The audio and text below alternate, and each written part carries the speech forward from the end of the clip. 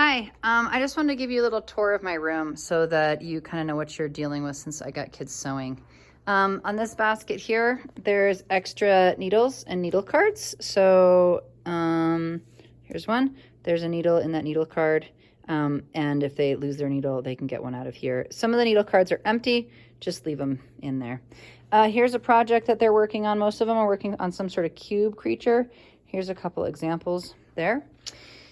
This is the bag of felt scraps that they can be using to, so sixth period wanted me to get out some yarn. So that is out for sixth period if they want it. I might move it kind of more over to my desk area, but that's what that is.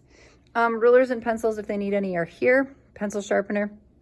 This is the one side used paper in the bottom of this orange bin for cutting out the square patterns that they need for the cube creature. So that's there. And then this is all bins for their projects. And over there is another round of bins for the projects. I don't have Post-its at my desk, so if you need to write any notes or anything, there's a pile of paper in the back there. There's tape if you need to tape anything. The remote I will put out. Paper scissors, these ones are mine. They have my name on them.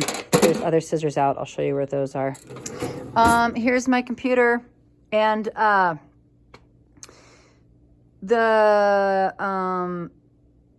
it should be all logged in for you with the slides ready to go in the assignment. It'll look, well, you're already in here, so it doesn't matter what it looks like.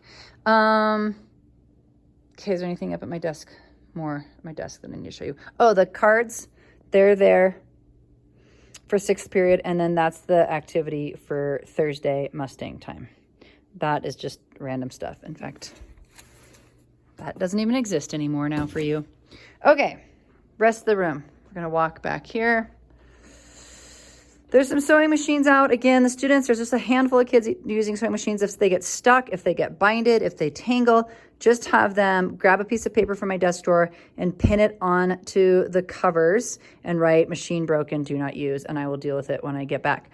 This cart has all kinds of coloring things on it, and below it, anybody can color at any point in time if they want. This is also fabric that's getting used by the classes. It's lots of little pieces of fleece. If we go into the back here, this is our fabric shears, our spools of thread, pins, and seam rippers, and then our paper scissors. The paper scissors, the big ones say paper on them, and the little ones are like little kid scissors. And the fabric ones say fabric on them.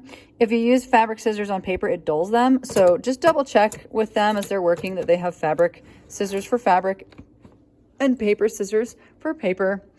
Nobody should be in the kitchen doing any sort of cooking while I'm gone, including hot drink.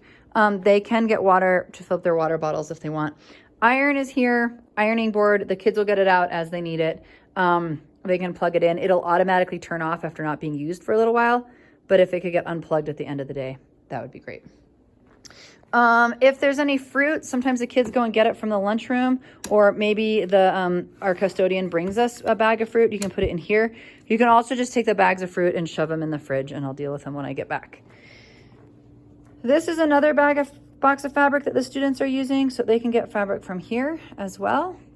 And then I think that's it.